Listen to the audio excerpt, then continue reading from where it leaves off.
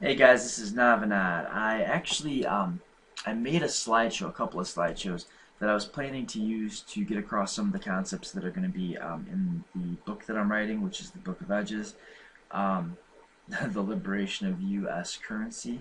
It's a love story, of course. But I decided instead just to read kind of a little excerpt. This is the second excerpt from the book, and specifically from the preflop section of the book. So you can watch this slideshow as you listen to my sweet, sweet voice read my wonderful poetry of No Limit Hold'em Poker strategy. Or you could just listen. Thought this would be a little more interesting than watching a blank screen, but also I think there might be value in going back through and watching the slideshow, whether you're listening to the excerpt or not. So here we go.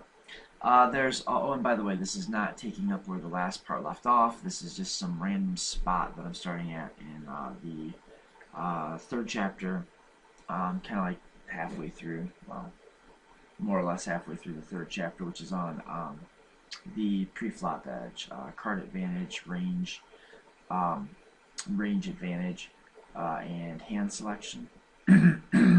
Specifically, I guess you'd say range construction. So here we go. There is always some value in taking a pot down with a 3-bet before the flop and denying your opponent his equity share. You have to weigh the value of giving yourself a chance to win a small pot pre-flop against all other considerations. To play well against raises, you have to compare the fold equity you gain by 3-betting to the value of taking your opponent's range to the flop without allowing him to 4-bet some percent of the opening range or to fold some part of the opening range. You can probably see that there are some trade-offs in this decision-making process. Calling an open raise doesn't allow villain to make a 4-bet that may keep you from seeing the flop, but it also allows his range to realize all of its flop equity.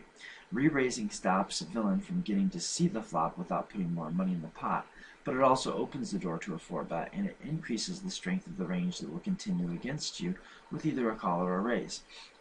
A 3-bet will also skew the stack to pot ratio, the SPR, when it's called, which decreases the advantage of playing in position and decreases the disadvantage of playing out of position, and it changes the playability of certain hand types. It makes some hands more profitable and other hands less profitable to play after the flop. These are more or less vacuum considerations, but you also have to think about the effect 3-betting one hand will have on the strength of your 3-betting range as a whole, and the effect that it has on your calling range in the same spot.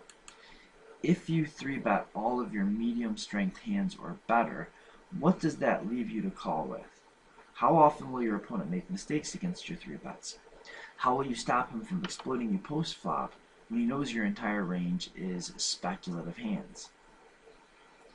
Remembering the 3 edges you can have going to the flop, card advantage, post-flop skill, and position, you can see that flat calling with a hand that is likely ahead of villain's range while you are in position ought to be a pretty attractive option.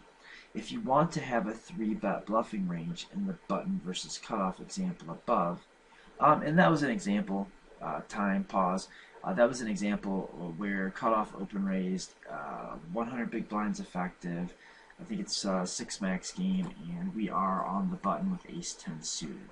Okay, and back to the reading. If you want to have a 3-bet bluffing range in the button versus cutoff example above, you wouldn't want to turn a perfectly good calling hand into a bluff. You don't expect to be ahead when called, and you will have to fold to a 4-bet, or if you don't expect to be ahead when called, and you'd have to fold when 4-bet, then wouldn't it make more sense to make this 3-bet bluff with a hand like ace-6 suited or ace-2 suited that is likely not quite good enough to call with, and that you won't be so sick about folding if you face a 4-bet. The less likely your opponent is to call, and the more often he will likely 4-bet or fold, the more sense it makes to polarize your 3-betting range. It is important to understand what you're hoping to accomplish every time you act on your hand. Remember that your opponent's range will be influenced by the actions you choose to exercise on each street. This concept of, quote, range manipulation, end quote, is related to basic bet theory.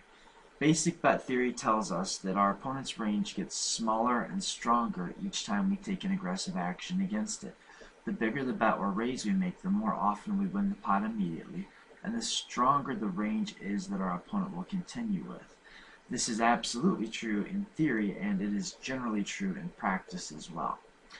If I decide to flat call, I leave villain's range intact and leave the weakest hands in his range. If I 3-bet against an open raising range, I do win the pot some percent of the time, but I also manipulate the range of hands that my opponent is likely to continue with.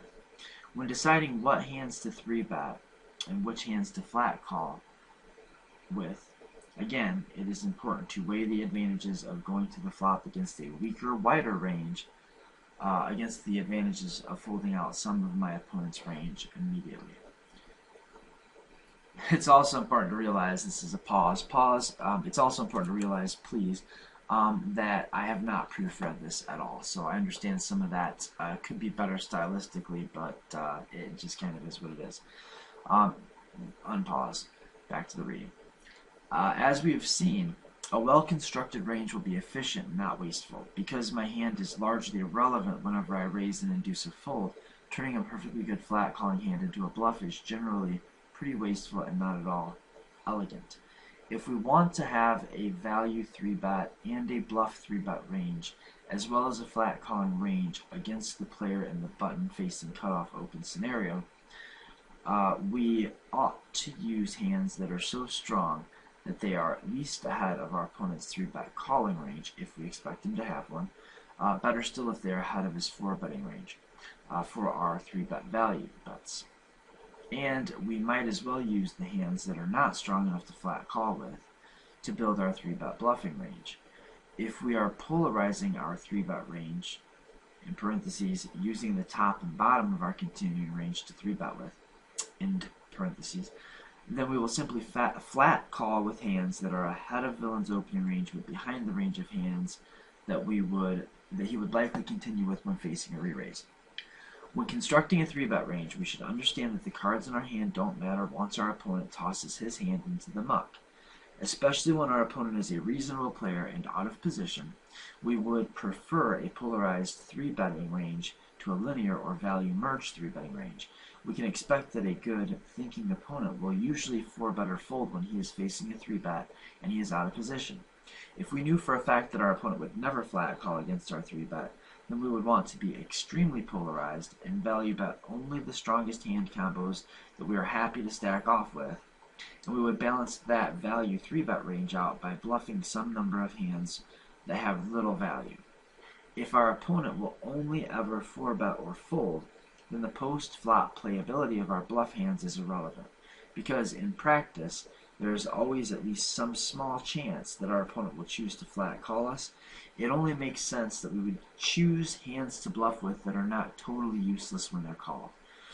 Because we will not 3-bet bluff every time our hand is not strong enough to call or value raise with, we may as well select the most appropriate hands to 3-bet bluff.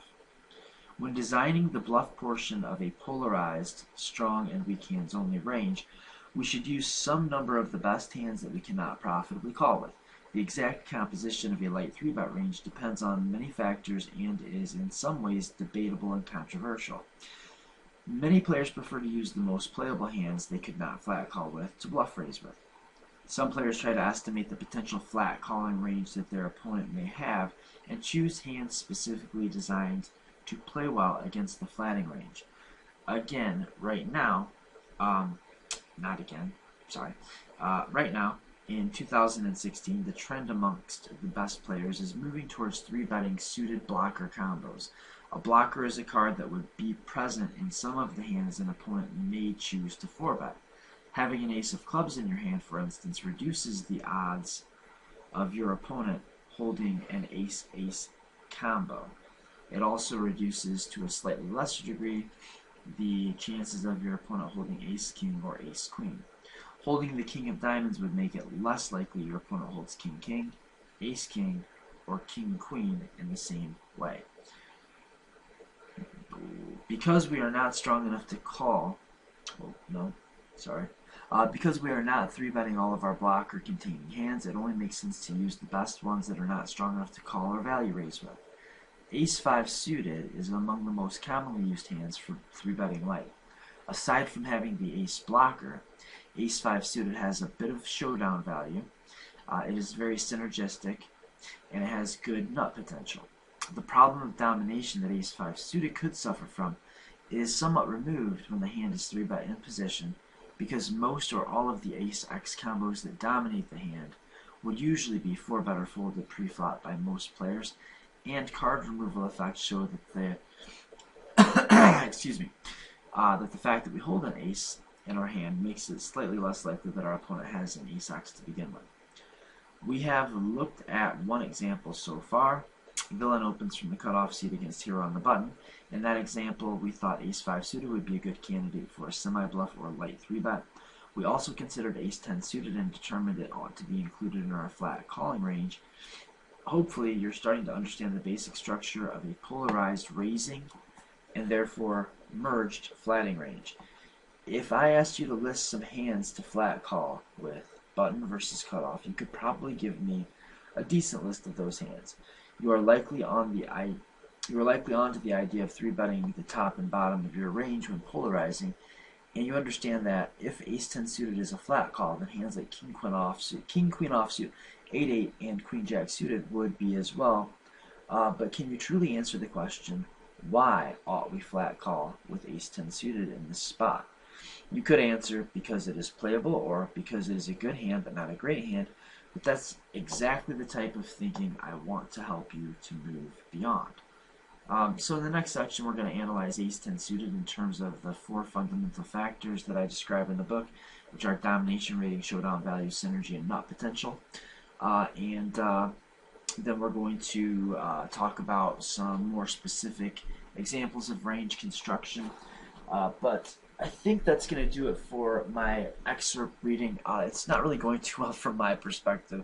I just don't feel like I'm doing that great of a job of reading and messing with the computer at the same time. I've got one computer in my hand, like a laptop in my lap, while I'm trying to finagle with the other computer. But I did want to kind of give an idea. Don't read too much into the fact that I am illiterate and can't read my own writing, or typing, that is. Hopefully, and just try to pay attention to the content, and I hope it's something that you could benefit from, and it seems like it might be on the right track. If you have any suggestions, comments, or otherwise, leave them in the comments. And I did just pick up a student, but I think my schedule allows for an additional student, and just a little FYI, for my next video series, I think what I'm going to do is, the student I just picked up has already agreed to this. I think what I'm going to do is I'm going to make some videos specifically for him, send them to him, and then he's going to record some of his play, and then I'm going to be analyzing his play and coaching him that way. So I'm going to do sort of an instructional video for him. Then he's going to watch it. He's going to he's going to record a session of himself playing. Then he's going to send that to me. Then I'm going to watch it, narrate over it, and send it back to him, and he's agreed to allow me post this process. So the next video that I put up will likely be somewhere on that track, somewhere along those lines. So until next time, guys, Navinat over and out. Good quote, L-U-C-K exclamation point quote. Good luck.